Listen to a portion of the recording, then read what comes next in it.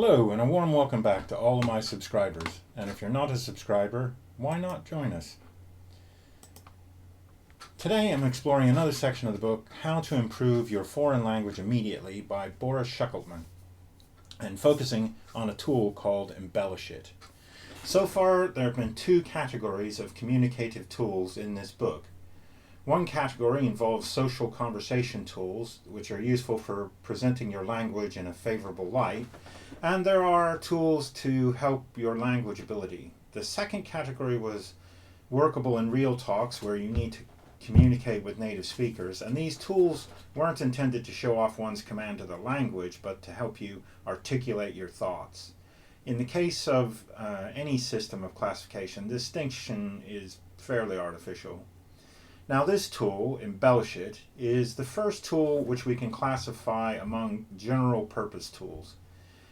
This one is a tool we can use in any communicative situation. However, while their use is desirable, it's not mandatory. Now, let me just take a look at the example that Boris uses in his book to illustrate the nature of embellishment. So I'll start with the first monologue example he gives. I get up at 7, but yesterday I got up late. I forgot to set my alarm clock. Usually I get up on time. I'm not like my wife, she doesn't hear the alarm. After getting up, I get dressed. I don't do any morning exercises because I just don't think that's healthy. Right, so now here's the same monologue again, but using the Embellish It tool. Usually I get up at 7 in the morning, except that is for yesterday when I got up a bit later because I forgot to set my alarm clock loudly enough and I overslept. But quite honestly, that happens very rarely to me. We can't say the same thing about my dear wife, who, believe me, is just not able to react to the sound of an alarm clock. What did you ask me? Oh yes, when do I normally get up? Yes, well, as I said, usually I get up about 7, but then of course I wash my face and comb my hair and I get dressed. Oh, you're undoubtedly surprised that I haven't said anything about morning exercises. Just imagine that. I don't like to do morning exercises. I don't do morning exercises because I don't think that it's healthy. And I can tell you directly that I consider them to be harmful to your health. Really, it's a good, right thing after your sweet dreams to begin abrupt movements like running and jumping and sitting and turning and standing and so on and so on and so forth. No, I think it's just plain dangerous. It's better to take a warm shower that refreshes you, strengthens you, and makes you feel healthy. Right, so the contrast here is obviously, in the first one we have a dry, primitive, unimpressive, elementary speech. And in the second one, the speech is alive, it's normal, it's attractive, it's very, very expressive. So the second monologue is an example of our tool, Embellish It. To embellish speech is to make it more natural sounding using some special devices. And what are these special devices? Well, there are many of them. But before I talk about those, I'd like to mention that I'm an author and I would really appreciate it if you could take some time out to look at my website, xgipublishing.com, and check out my books. The site has links to where you can purchase the books through well-known booksellers, and you might want to listen to my podcast, the Autodidactic Podcast, which is all about being a self-taught self-learner.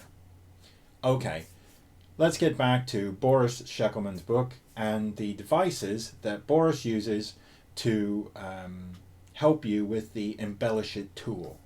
So in the book, he gives 8 devices which are used for the embellishment tool.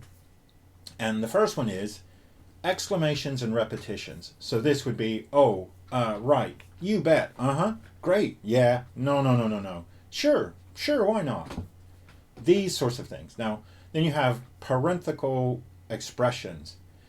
So, in my opinion, of course, without a doubt. On one hand, on the other hand, well, I'd say, and then you have parenthetical sentences. I went to Paris. I was still in college then. I hardly knew any French.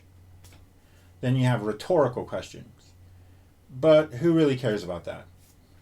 Why do we even care? Guidance questions. Oh, I forgot. What did you ask me? And then you have adverbial modifiers of time and space and manner. So Yesterday, later on, nearby, far away, perfectly, loudly, quietly. And then you have synonyms of nouns, adjectives, or adverbs. So the boss, my supervisor, who's very strict and stern, confronted me, or more precisely, approached me head on and said, no, no, hissing like a snake. And then you have idiomatic expressions and cultural slang. So stop jostling me. What's going on here? Get off my back. All right, get on with it. Now, by employing these types of devices, you can implement a more effective use of tools like show your stuff or the islands or shift gears, and at the same time decorate your conversation and make it more lively and more natural. I mean, Boris tells us about a student who had almost no Russian vocabulary, but she knew colloquial and idiomatic expressions, which she'd use very skillfully. And when she approached a native speaker, she might put a hand on their shoulder and say the Russian equivalent of "what's up?" And the usual result is that the person assumes that somebody who knows the colloquial expression has a thorough knowledge of the language. So, embellish it is an unusual tool because it's very easy to teach the student, Boris tells us, in a very short time, but it's extremely difficult to encourage the student to use it. So rather than walking, the foreigner is swimming in a strange environment. And since speech in a foreign language is difficult, the important goal is to try and take care of the main ideas. And then, in other words, the foreigner must concentrate on the main components of the sentence before adding in the minor ingredients. But anyway, the result of that is a sort of a dry and elementary language. So it's important to train yourself to use this tool automatically and to try and make it a habit. Now, there are a number of exercises in the book that Boris gives us which we can use even as self-taught learners, autodidactics. And the first of these, the student is assigned to speak, ignores the embellish technique, and the second student rephrases with embellishment. Now you can do this yourself by just getting random sentences off the internet or whatever, and then embellishing them.